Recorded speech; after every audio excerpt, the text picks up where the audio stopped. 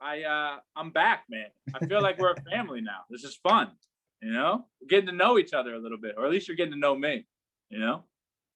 So hopefully everybody has their basketball, and if you do have your basketball, I would ask that you turn your camera on, because as we start to go through some stuff here, I'm going to go through and see what we're doing here, and if I could jump in and help you guys out with anything, I would really like to do that. That's I did a week-long virtual clinic just doing the stuff that we're about to do today with a bunch of kids in Ireland over the summer. So I'm sure we can put together something here where we can get equally as much value out of it in terms of what we do. So so the first thing that I want to talk about before we dive into exactly what I'm going to do, as you may or may not remember, in terms of what our goal in trying to be able to shoot well, my big thing is being able to create energy and efficient energy. And if we're not able to create energy while we shoot, doesn't matter how good our elbow positioning or hand positioning and all that stuff is, if we can't produce the energy to get it there, it's going to be really tough to make shots, right? And that's basically today. What we're going to do is go over kind of a foundational piece of shooting and different drills that you can do that I actually had a bunch of people do at home by themselves over quarantine that didn't even have access to a hoop. So you're going to do a lot of that stuff, and there's real carryover here. Like you'll go through it and hopefully you can connect to it mentally and physically in what we're doing here. But when I say that there's real carryover, you can become a better shooter by doing things like this, just through kind of rewiring the path that the ball takes and all that kind of stuff. So we'll dive into it. We'll go through certain periods where I'll have you just do the drill, and then I'll swipe through and see what everybody's doing with it as I continue to talk through some things and go into further explanation. So so to get started, I want everybody to take their ball for me. And I want you to grip that ball however you see fit. Whether you want to put both hands on the side, whether you want to put your shooting hand on top, your shooting hand on the bottom, however you want to do it, and just hold the ball in that position for me. So everybody go ahead and start with that. However you want to do it. Say you just caught the ball and you're in a position to like rip through, take a dribble, however you want to do it. That's where I want the ball to be. Okay. So my point here is, I want you to look at your hands, take note of your shooting hand. And I want you to understand that right now your shooting hand is in the exact place it needs to be to shoot the basketball. And what I mean by that is there's a lot of times where we put an overemphasis on how to grip the basketball. We'll say, oh, we need a split grip, an index grip. And you'll see a lot of pictures like this. But the truth of the matter is, wherever my right hand, I'm right-handed, touches the ball, all I have to do now is always move that ball to this position here, and my hand never has to move. Grip of the basketball matters when our hand comes under the ball. It does not matter down here. It only matters up here, right? So what we want to be able to do is, you'll see as we go through, we want to be able to always get to a place here that is identical to the next shot, right? And this place here is going to be where I could just hold this ball in one hand. I can move it around. I have control of it, but it's one hand. And that ball is my forearm is gonna go straight up, and that ball is gonna rest right in the middle of my hand, with the index and the middle kind of serving as where the middle of that basketball is going to be. All right. So when it comes to gripping the basketball, whether you're an index, people say index shooter, middle finger shooter, split grip shooter, it varies from person to person. What does not vary is that we will need to come to this point each time to ensure that we're giving ourselves the best ability to shoot the ball straight. All right. So that's how we're going to start that first and foremost, just as it relates to grip. Wherever your shooting hand touches the ball, you are now in proper grip. And you're going to see we're going to do some drills today that are going to challenge that a little bit.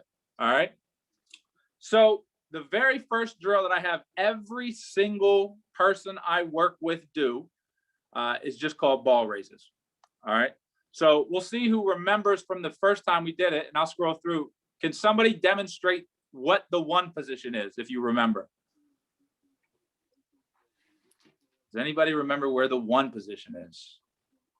Silvio, did I say it right? Yeah, dude, money. That's money right there, buddy. Exactly. Silvio nailed the 1 position. The 1 position, hips drop, chest up, chin up, eyes up, ball loaded right here. We have our wrist loaded a little bit. All right, that's our 1 position. And that's how we're going to start today. And all I want you to try to do to begin with, we'll do a bunch of these reps.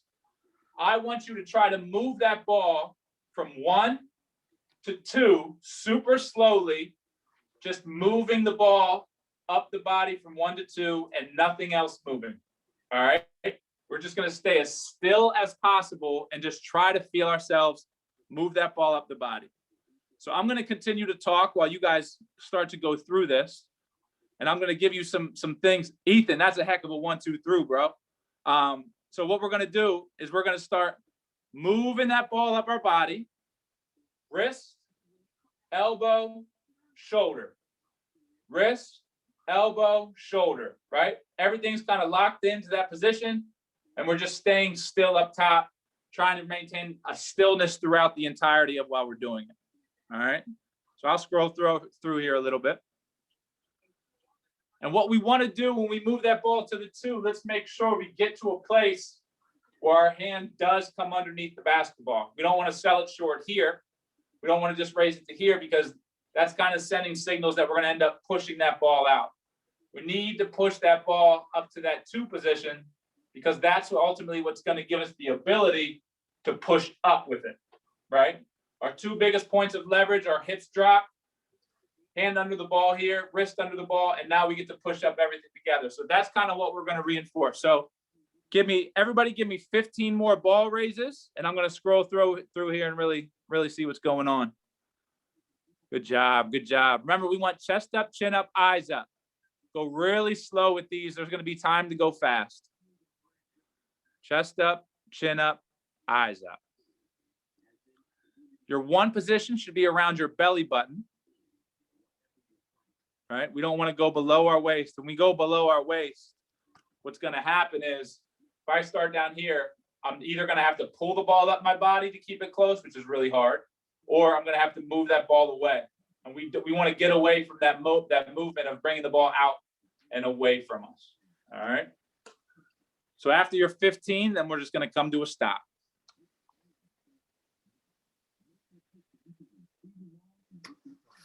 Good job. I don't know if I'm saying it right. Is it Nasser? Did I say it right? Yeah. Excellent, man. Those are really good. Really, really good. Good job, everybody. Alex B, that's tremendous.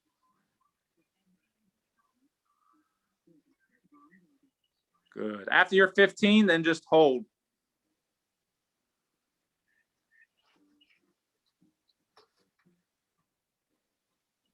Jackson, awesome. Awesome, awesome, awesome. So we're just reinforcing a path while keeping everything else still. All right, let's all just hold the balls for a second. One thing I want to note here when we do this, because I have a lot of younger players that I work with that struggle with this part. When we actually drop down into our stance here, we never just want to pull our knees forward this way. What we want to do is put our weight equally spread across our feet, and then we just sit our butt back, right? So you can see the difference. This is where we want to be. We don't want to be here. Here, we're really unathletic, really difficult to do stuff here. If we kind of put more weight almost towards our heels, we can kind of just sit back here, and then we're just real comfortable able to move ball 1, 1, 2. All right.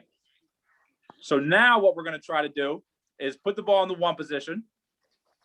And now what I want you to try to do, and you can watch me for a second as I do it, we're going to try to move the ball as fast as we can to the 2 position and then really slow back down.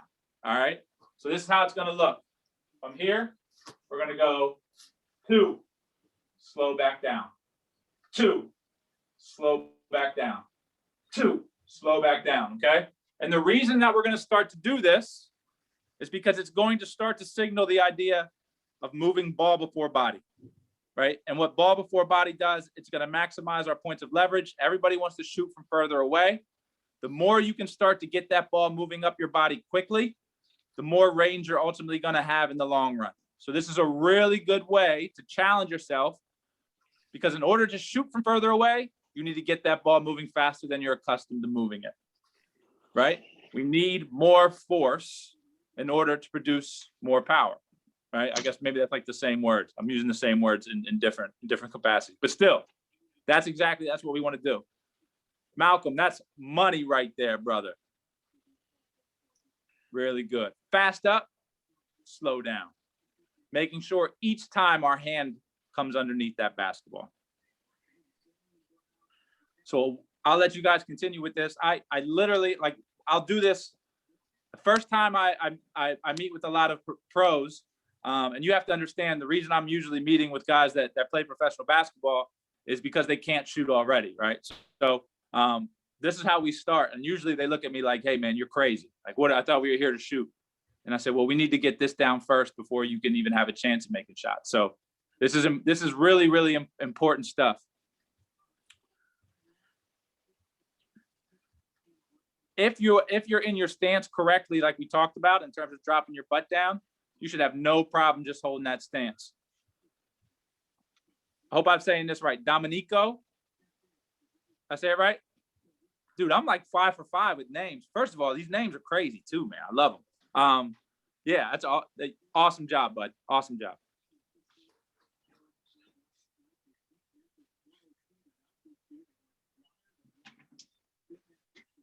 Good job, everybody. Good job. Nathan, when you do this, try to keep your upper body still. Don't move your head at all. Don't move your head. Keep everything still. Just move the ball. There you go. Much better. Keep the head still. Money. Great job, buddy. Great job. Great job. So let's give me 10 more and then hold.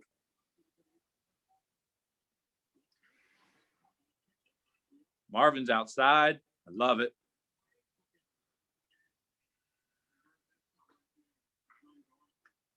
It's warm here today. It snowed yesterday, but it was almost 50 degrees here today. So I could probably be outside too.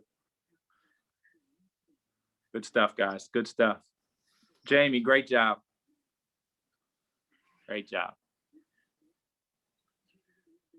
All right, so let's hold. Okay. So at this point, all we focused on, we haven't really done anything crazy. All we focused on is just moving that ball up the body, keeping everything still, right?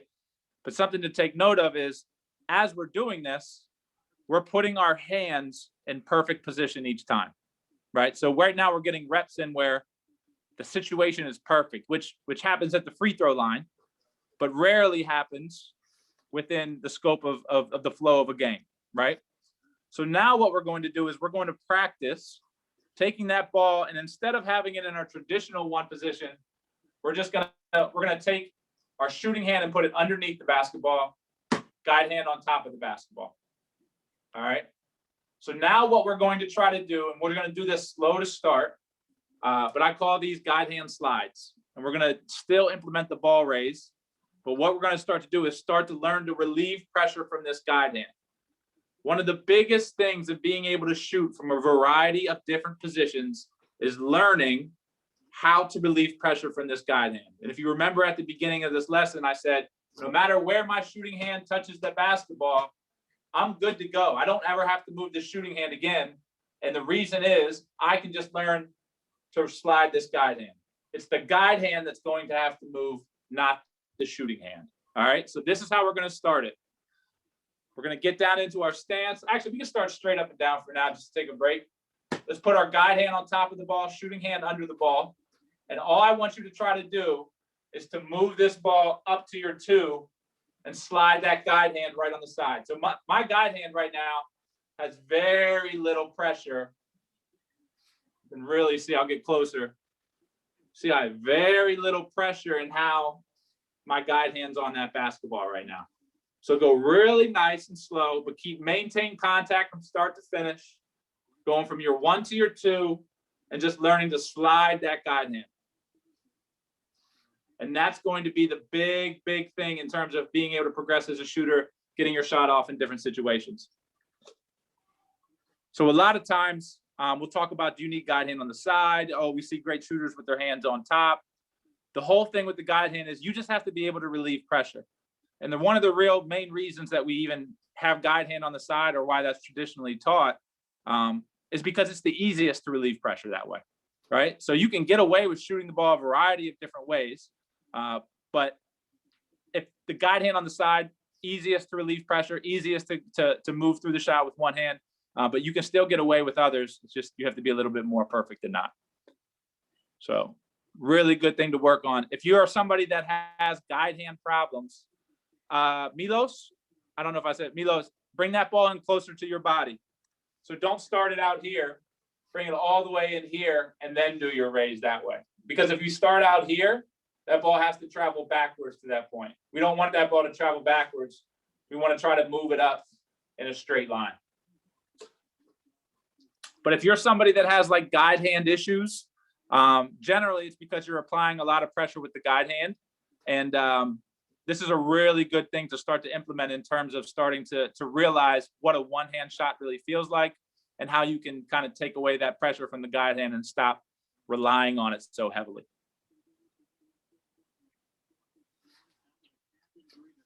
Good job, good job, good job. So let's take these next couple reps, and now let's try to move the ball as fast as we can sliding that guide hand. So we're gonna go 1, 2, 2, right? Just working on moving that ball as fast as we can move it, getting our shooting hand to the same place every time. Guide hand slides. You can play around with the guide hand, put it different places. It won't matter. I'm always going to come to that same place because I'm able to relieve pressure from that guide hand. So very little pressure using that guide hand. Move it through 1, 2. Oftentimes, if I have players that struggle with this as well, I'll put them in spots on the floor where I'll have them put their guide hand in a weird spot, shooting hand in a different spot, and I'll have them take a quick hop forward and then get right into their shot. And what that's doing is forcing them to adjust, slide the guide hand, get the shooting hand to the right spot when everything's not necessarily perfect. So that's another thing that you can kind of take from this in applying that to on-court stuff. And just always something to consider. You can always take anything stationary, anything without a hoop, and then add a hoop, right? So this stuff can be applied at a hoop as well.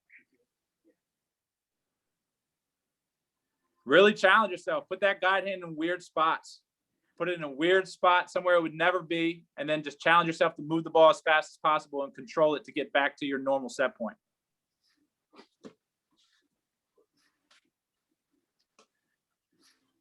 Good stuff, good stuff.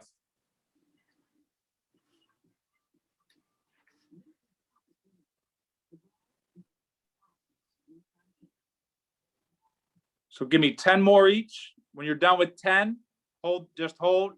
Come back to the camera, and we'll move forward.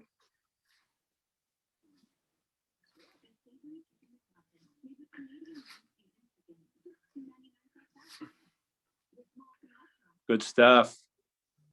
Good job, Nico. Great job. Awesome, awesome. So that's our ball raise series, right? So those are just ball raise theory. So I work with this a lot with a lot of my younger players, and a lot of times that's kind of how we'll warm up.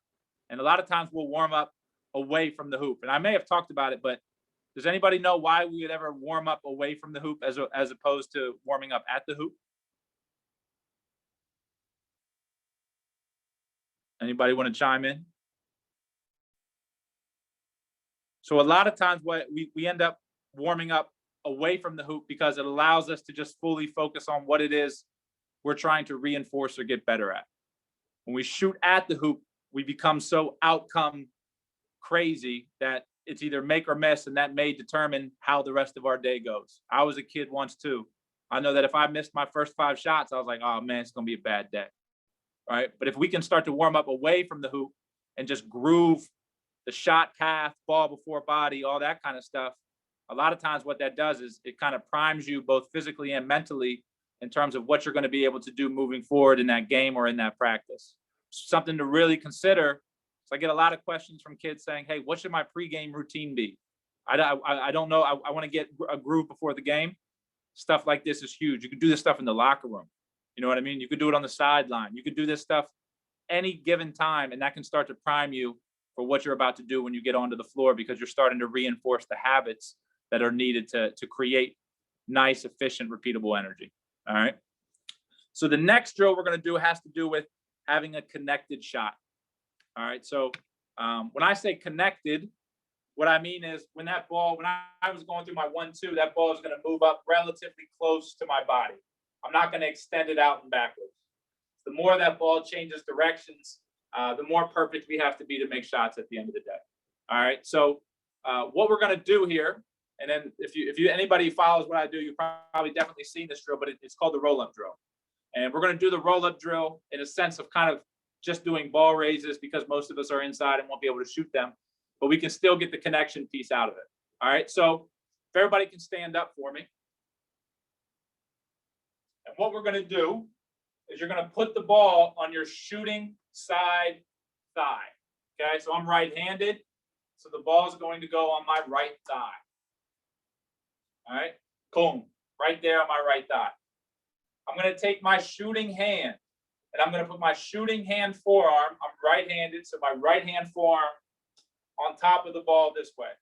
So if you can see, my hand is actually not on the ball at all. Just my forearm is on the ball while the ball rests right here on my thigh. And what we're going to try to do is try to move this ball up our body by rolling it up 1 and then to their 2 position without the ball ever stopping. All right. So I'm going to show you what it should look like, and then I'm going to show you what it should not look like. All right. So it should look like this. See how if you just watch the basketball, that ball never stops moving and it stays moving up my body in a relatively straight line. What it should not look like is this. Can you see the difference? If I move it up my body close that way, as opposed to moving it out, right? I want to try to just move this ball up my body in a straight line into my 2 position, and then we'll come back down, roll that ball straight up my body into that 2 position. So let's go ahead and give it a go. And what this is doing, go ahead. Go ahead, guys. Sorry, I'm watching. Very nice. So what this is doing is it's over exaggerating connection. And what connection allows us to do in moving the ball this way is it allows us to get to our points of leverage quicker. The quicker we can get to our points of leverage, the quicker we can get a shot off, right? So a lot of times players will ask, I need a quicker release. How do I get a quicker release? And the common answer is always, oh, you need to prepare quicker, or you need to be prepared. And yes, that's true, but also the path that the ball takes is vital in being able to have a quick release. And you going from this point, from here to here, is a lot quicker than going from here and out and around. So what we're doing is being able to get to our points of leverage quicker will allow us to transfer more power, but it will also make our shot quicker at the end of the day too, should we start to really develop that nice, close, connected shot path. So let's get a couple more in there of just rolling that ball up 1 to 2. Antonio, that's awesome, man. Awesome, awesome, awesome.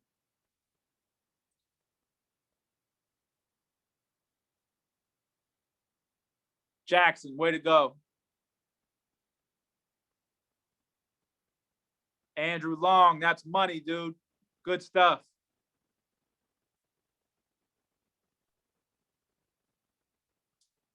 Thing One, I don't even know if that's your real name. I'm going to guess no. I'm going to guess no. That's my guess. I don't know, though. I don't know what's going on in there in Canada. You know what I mean? Brendan, great job. Way to move that ball. You guys are all doing a really good job at keeping the ball moving. I would say that the majority of the time, players struggle to keep the ball moving. You guys are doing a great job. But this is also another thing.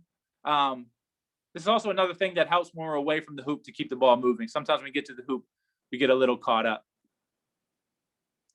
If you watch the NBA a lot, you actually see some guys implement this Josh Richardson right now with the Dallas Mavericks does it. Derek Jones does a variation of it, although it could be much better. There's a few guys that will do this a little bit. There's a guy on the Wizards that's trying to do it, but he's doing it the wrong way. We'll save that for another day. Maybe I'll get to talk to him one day. Really good job, guys. Really good job.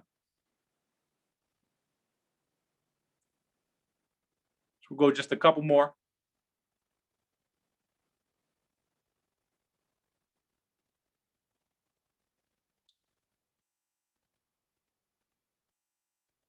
Yeah, I've seen this all over Rob Fodor's Instagram. Yeah, man. Rob is where I got it from.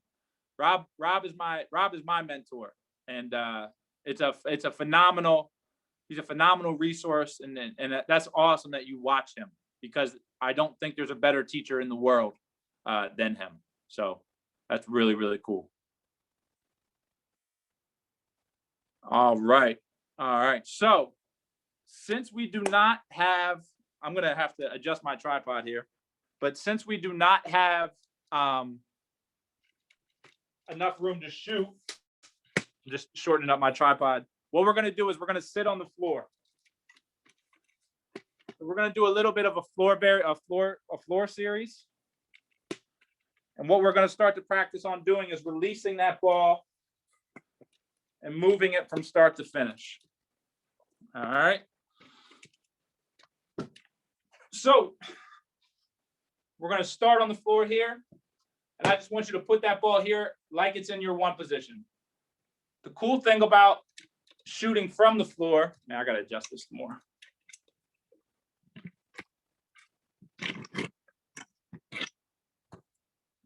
Perfect.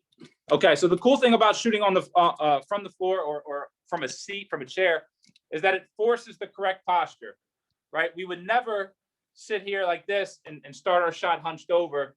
We're naturally going to have chest up, chin up, eyes up, right? And that's exactly how we actually want to present on the basketball court. Chest up, chin up, eyes up, because it's going to allow us to move that ball up our body, no problem, right? So what we're going to do here to start is, all I want you to try to do is move this ball right through your shot without stopping, right? So I don't want you to move it, stop, and then shoot. I just want moving it without stopping from start to finish, right? And so what we can do here is start to get that feeling of what it's like to just move the ball without stopping. So you can keep going. I'm going to talk a little bit as to why that's important. But one of the biggest problems that we have is the timing of when everything starts to come together. And if you're somebody that stops in their shot a lot or has a little bit of a hitch in your shot, generally it's because of a timing issue as to how it relates to your lower half. And what this can do here by just isolating the upper half, it can start to groove out 50% of the issue of what's going on. And if you can start to feel what it's like to just move that ball from start to finish, taking out the legs, adding back in the legs becomes a little bit of an easier task, right? So this is a really good way to just work on posture, keeping your chest up, your chin up, and then just moving that ball without stopping. So Nathan, if you can, try not to stop the ball in your two position, shoot right through it. There you go. So somebody mentioned Rob Fodor, and I had a conversation with Rob, and I wonder if I told this story to you guys or not, but there's a player, I don't know if you guys even heard of him. His name was Jerry Stackhouse. And Jerry Stackhouse was a really good NBA player. And Jerry and Rob were talking one day, and Rob asked Jerry Stackhouse, who'd been in the league for years and years, what are you trying to continue to do on your jump shot? And his answer was, I'm just trying to continue to smooth it out. And for his entire career, he was trying to get to a point where it just got to his timing and everything worked in a way that there was no stopping anymore. And if we can take away the stopping, we're just going to have a beautiful, smooth transfer of energy from start to finish. Okay. So give me a couple more. I'm going to scroll through because I was talking too much. And I'll just go through. Great job, Jamie. Great job. Jerry Stackhouse was an assistant coach for the Raptors, right? So, and he also did some coaching, some youth basketball in our area, actually. Oh, that's awesome. For you guys that don't know, Jerry Stackhouse, there was at one point when he was in high school, they thought he was going to be like the next big thing. And he was a multiple time All-Star. He was a phenomenal player, man. All-American in North Carolina. But really, really, really good player. One of the best American high school players of all time. Good job, guys. So let's take this momentum from what we're doing here, and now let's implement our roll up right into sitting down.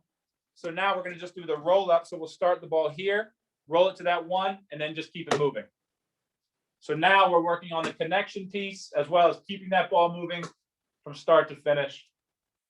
Right to our shots.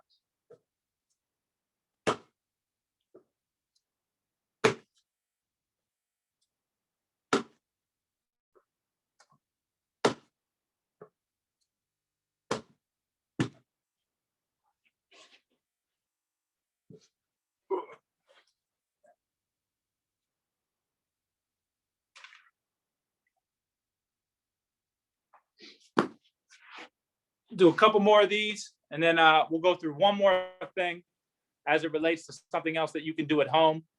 I did have some like hand prep type stuff, but a lot of you guys are in like nice parts of your home, and I'd rather not get you in trouble with your parents.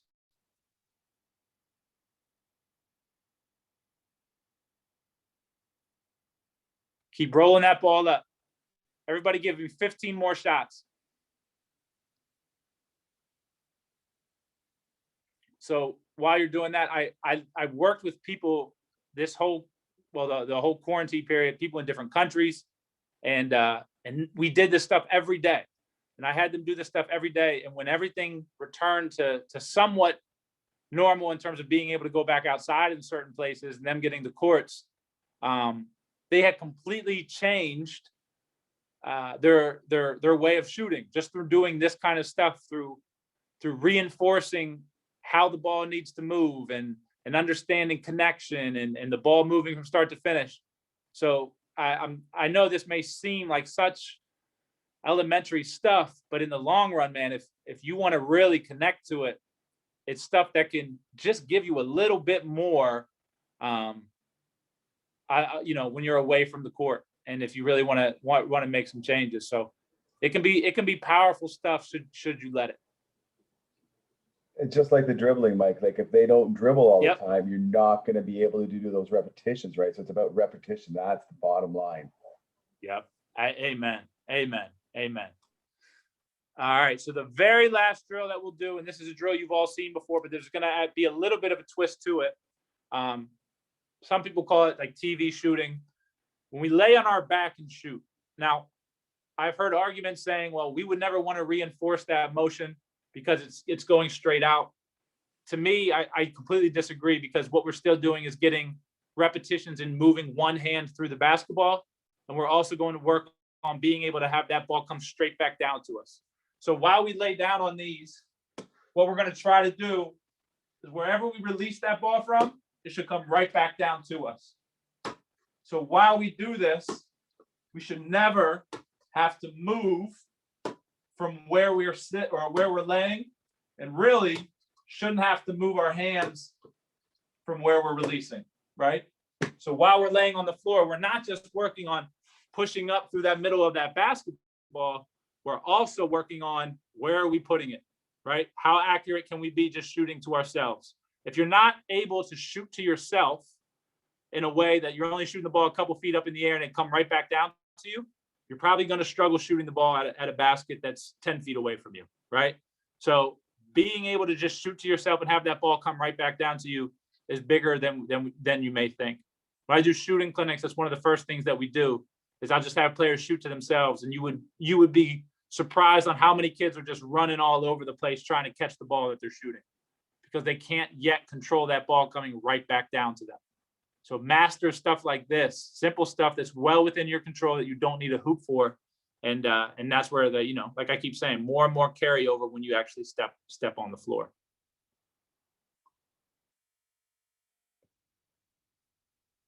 Good stuff, everybody. Great stuff. When I was a kid, one of the other things I used to do when I did this, I would challenge myself and try to spin that ball as hard as I could spin it. One of the first things, I can still shoot a little bit. And one of the first things whenever I go to work with players and stuff is they always say, I've never seen a ball spin like that. And it's one of those things where I would always just work on snapping through that ball as much as I could to just get that ball moving, man.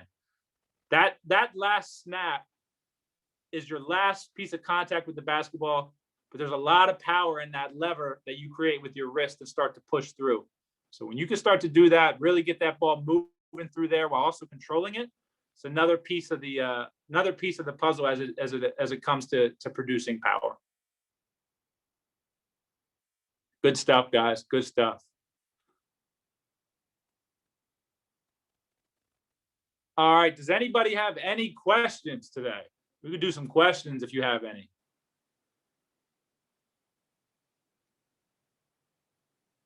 As it relates to what we did here, or if it's just a shooting question in general. I think earlier you were talking about loading your wrist when you shoot. Should you should you have it completely like cocked back, or should it be like a little bit more relaxed than that? So yeah, no, it's a great question. It can vary a little bit. So some people can find comfort in it with it, extremely back. I hold it like this.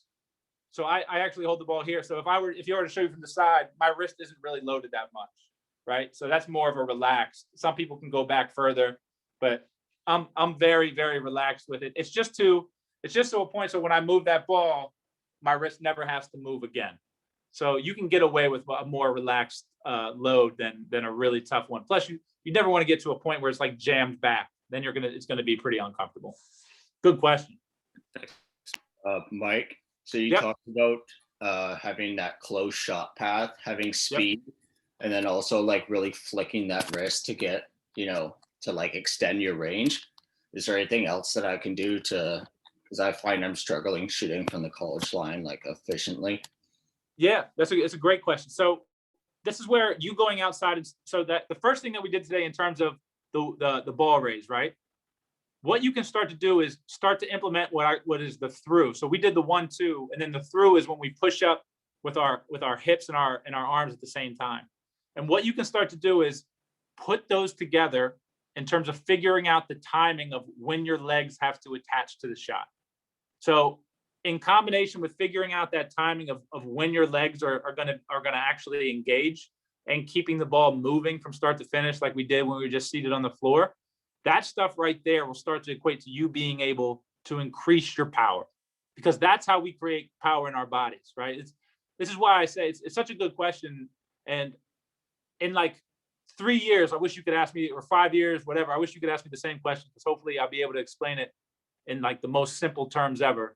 But you possess an extreme amount of energy in your body.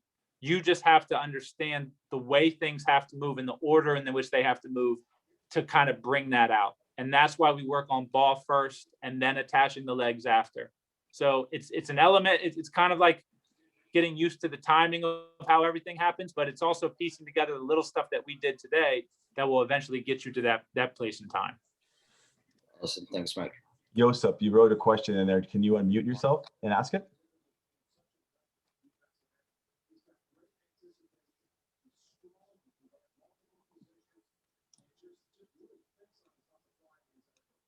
Do you see his question in there, Mike?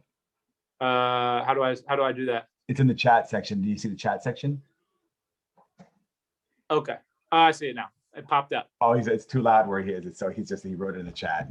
All right. Hi, Coach. I know you explained this last time, but I wanted to take not for it this time. Do you have any tips on not releasing your offhand too early? Because sometimes basically shooting with one hand. Yeah, it's a great question. I like to say this because it kind of signals to the mind a little bit in terms of what we're doing. We want that guide hand. We have to understand that our guide hand is there to balance the basketball. It's not there to guide per se. It's there to balance. But what I like to tell players to think about, as this ball moves up my body, watch my elbows and watch how they're moving up together. See how everything's moving together? And then what I want to do is I want to continue that movement together. So when I start to extend, that guide hand is kind of going to extend with me until I follow through. Then my elbows come down together. So if you kind of think about your elbows working as a team, right? You're trying to be as symmetrical as possible all the way through your shot and keeping those elbows almost across from each other. It's going to be able to signal keeping that guide hand on the ball just a little bit longer and not releasing it, right? Plus, you doing that is going to be much easier tension-wise on your body. Elbows going up together, while they're, as long as this isn't flying out, right? Our elbows are kind of more in and being able to go up together, right? It's going to feel like effortless. It's just like running, right? Shoulders are just rotating up in the way that they're supposed to rotate. So just something to think about. Elbows up together, elbows down together.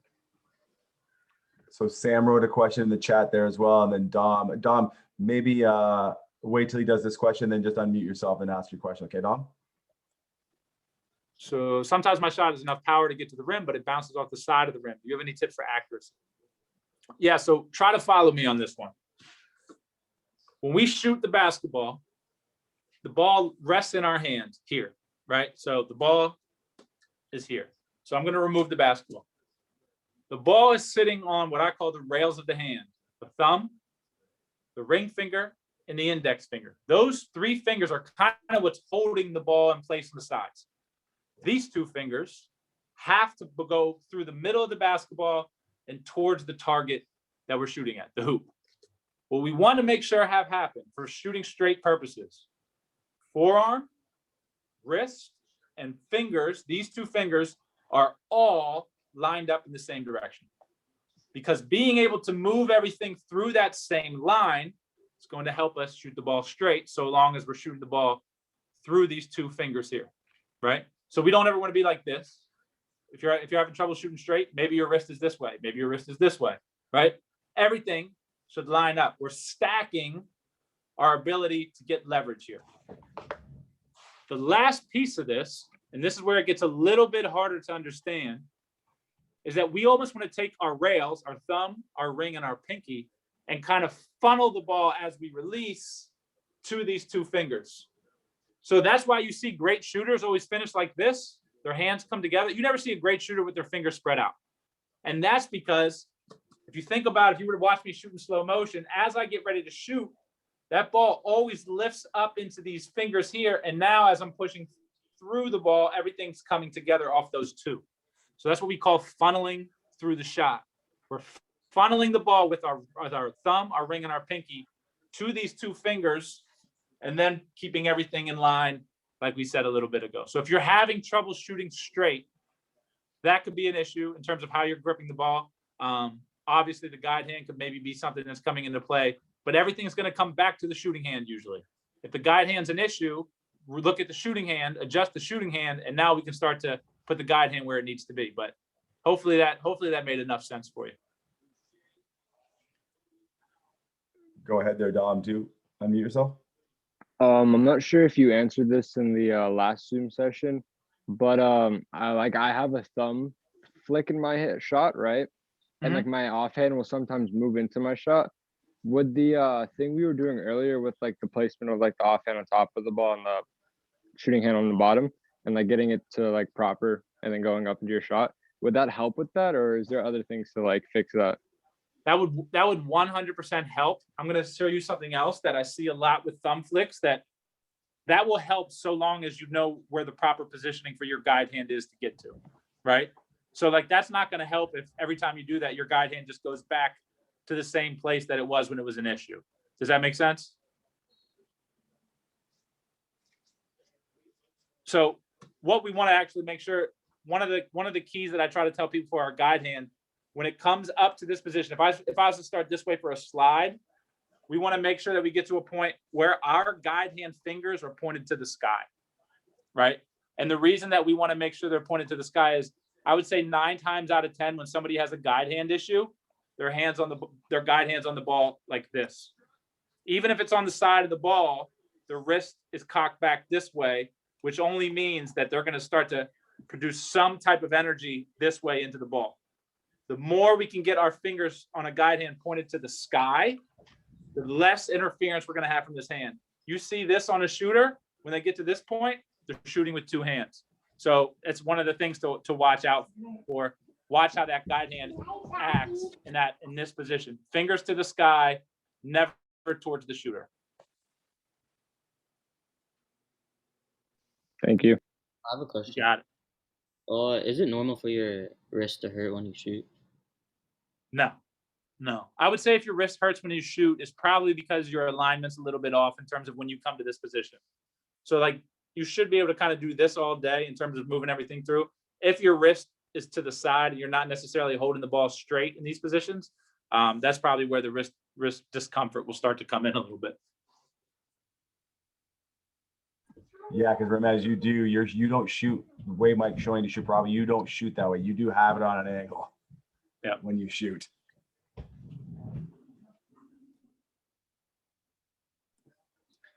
Anybody else have any questions? This is your time to ask, man. Again, no question is ridiculous or anything like that, man. Any question is a good question. I'll tell you that right now. The best part about asking questions is that there's other people that probably have them and that will benefit other people as well. So how you ask them may be a way of resonating with you, or resonating with somebody else. So you're not just asking the question for yourself in a sense. You're helping everybody else learn. So that's the cool thing about asking good questions. I have a question. What would you say, like, in terms of the mental aspect, like especially for like pressure shots or free throws, what do you think helps, or like to think of in those like type of scenarios? That's an awesome question. I was talking about this with one of my clients today, and without getting too philosophical about it, visualization. Being able to kind of always see yourself being what it is you want to be, whether that's making free throws under pressure, making free throws at big points in the game. I can't state that enough on how much that will help you when those moments come, because the mind works in a crazy way, in that if we can think it and we can visualize it, we can hold on to that thought in our minds. When it actually presents itself in reality, our mind kind of kicks in like, oh, I've been here before. I know this, right? And so it's that constant reassurance and kind of, positive feedback you're giving yourself. I'm meant for these moments, right? Before the moments are even there, you've already hit the shot. You know what I mean? You'll hear players say that, you'll hear that stuff. But it's so true, man. It's so true. It's the same reason why when the thing I talked about today was, when you have players that say, I make all my shots in practice, but I don't make shots in games. And as soon as a player will say that to me, my first thought is, well, of course you don't. You're outwardly speaking that you don't make shots in games, right? You're coming to me and you're verbally telling me you don't make shots in games. You need to completely kind of go back inside and say, oh no, I make shots in games. And you have to visualize yourself doing it. A lot of us put in the work physically.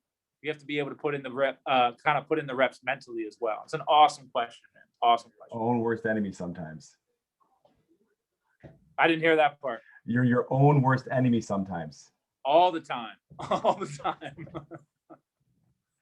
Couple more questions in the chat there too, Mike. There's a couple more guys shot some questions in there. All right. I don't know why I can't get to the chat unless oh wait. Burhan, he says, do you think when shooting a catch and shoot that you should hop into it? That's all situational. So that all depends on where you are on the court and what you're doing. I mean, if you're coming off some type of screen, going away from the basket a little bit, you're generally not going to hop. You're probably going to 1-2 it. So he does a 1-2 it. That's why he does a 1-2. He hops into a shot. So I think that's why he's asking it. So you have to be able to do both. When I work with players, we go left 1-2, right 1-2, and hops. Everything. You need to do it. You need to do it all. Duncan Robinson, I use him as an example a lot, but he has some incredible footwork in a myriad of different ways that as a young player, if you want to be a shooter, watch him, because he'll hop, he'll 1-2, he'll goofy step, which I call like as a right-handed shooter, that's right, left into a catch and shoot situation. Any way he can find a little bit of space, he's going to find it. And the better shooter you become, the more you'll be able to work with that kind of footwork. You see that next question there? There was one that says, Yep. okay, go ahead. I've seen videos on your Instagram of you shooting from half court with the same form as your free throw. Do you have any tips on how to maintain your form while shooting from deep?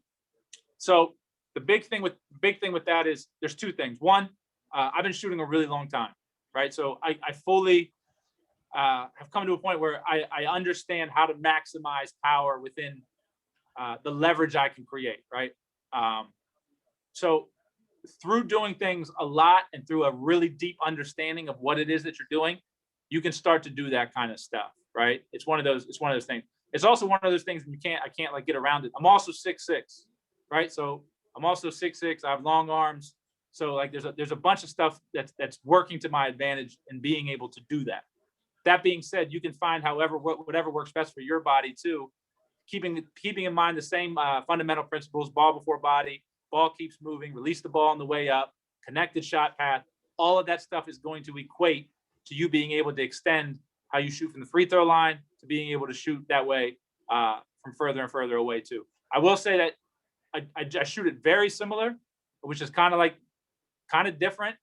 You see a lot of people, the further away you get, the lower their shot will get. But you can definitely get pretty darn close.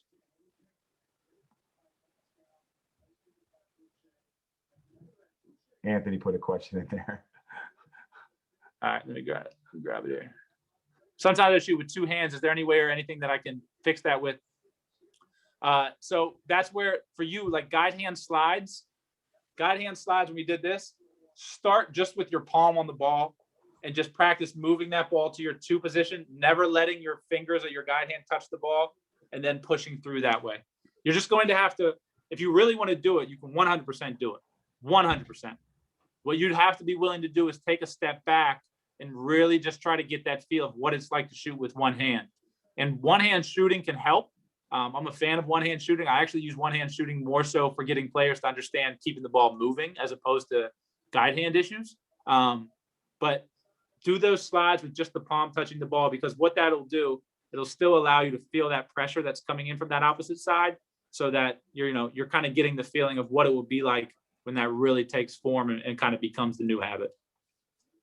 Yeah, exactly what he said there too, Anthony. He's like, if you guys want to change your form, there's all these tools he just showed you right here and now. It's like, again, we're in quarantine. We're not having any games or anything like that. This is the time to remodel your shot if you need to get it working properly, right? That's the bottom line.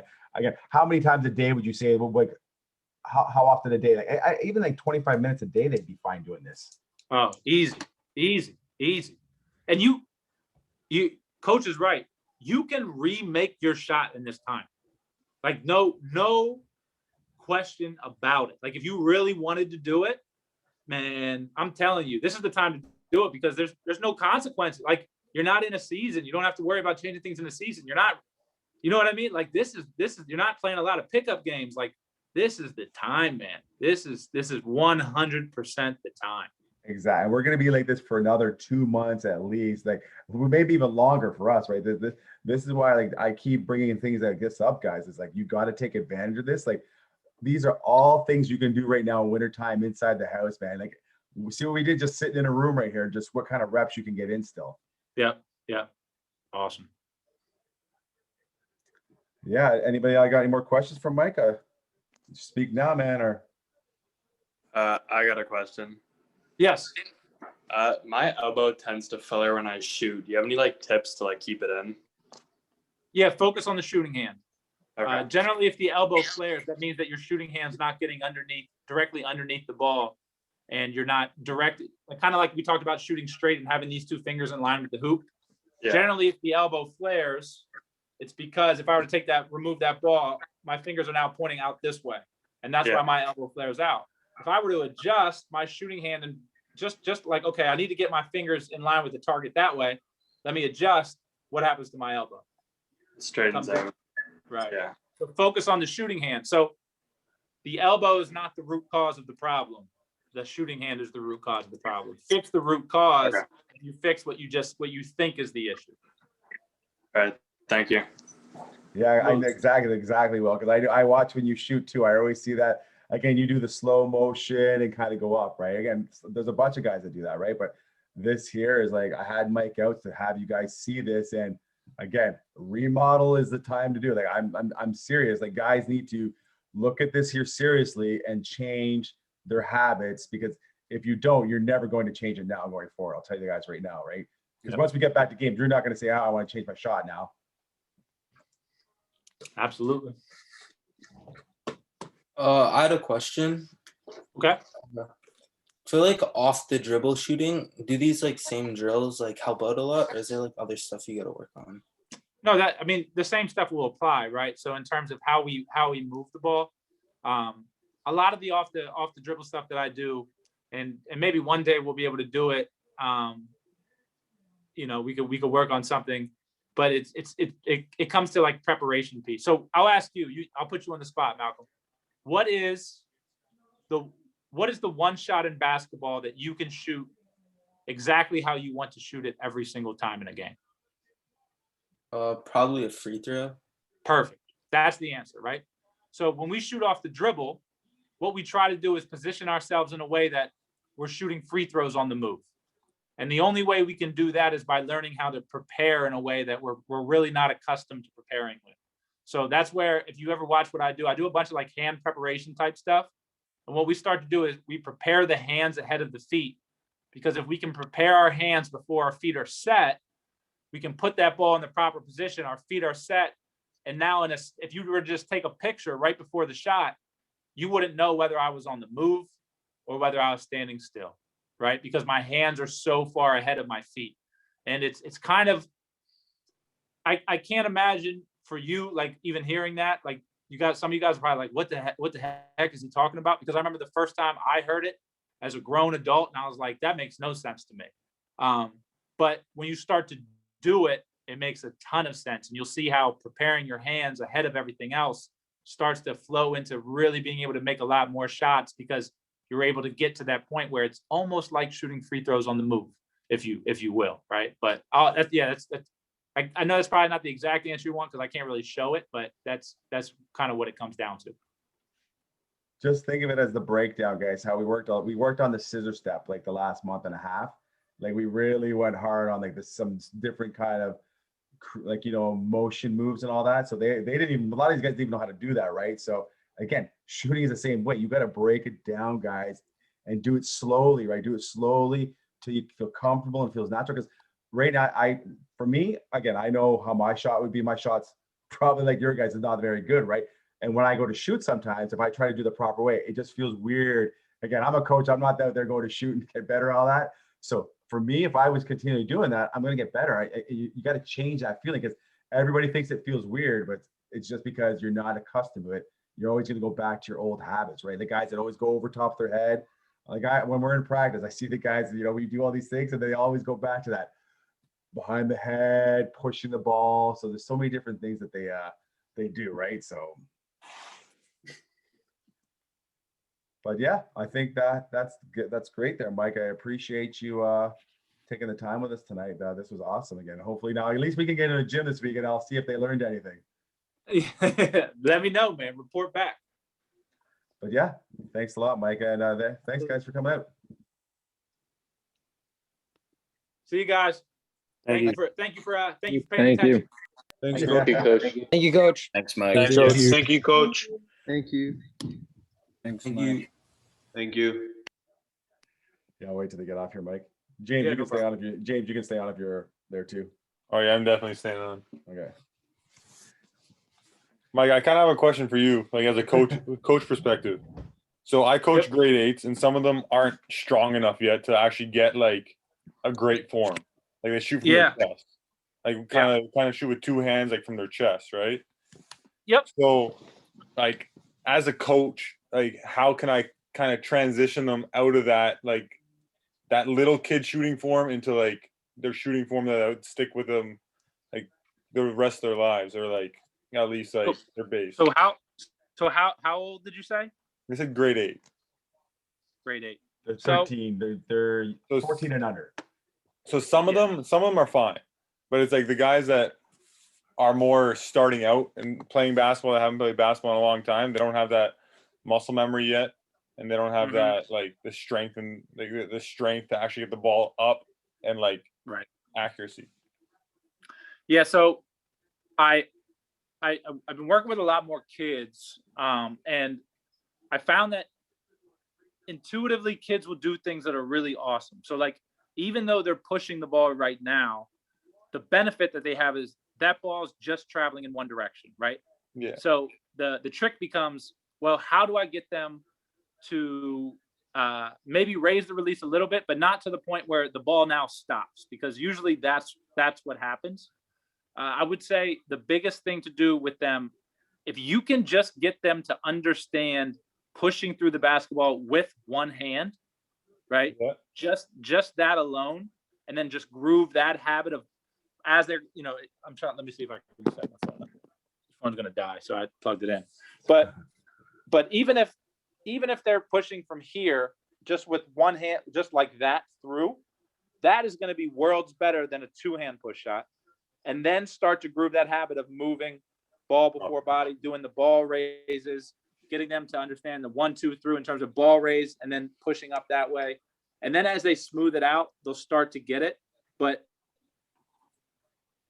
it's tough because there's that fine line of you don't want to move the release up too early, because if you do, they're not going to be able to transfer energy the right way yet. So I would say, especially at that age, man, just get them pushing through the ball with one hand, and that'll be huge for them in the long run. And then as they get a little bit more mature, things will change for them. And then just But that's kind of slowly how raise. I see it.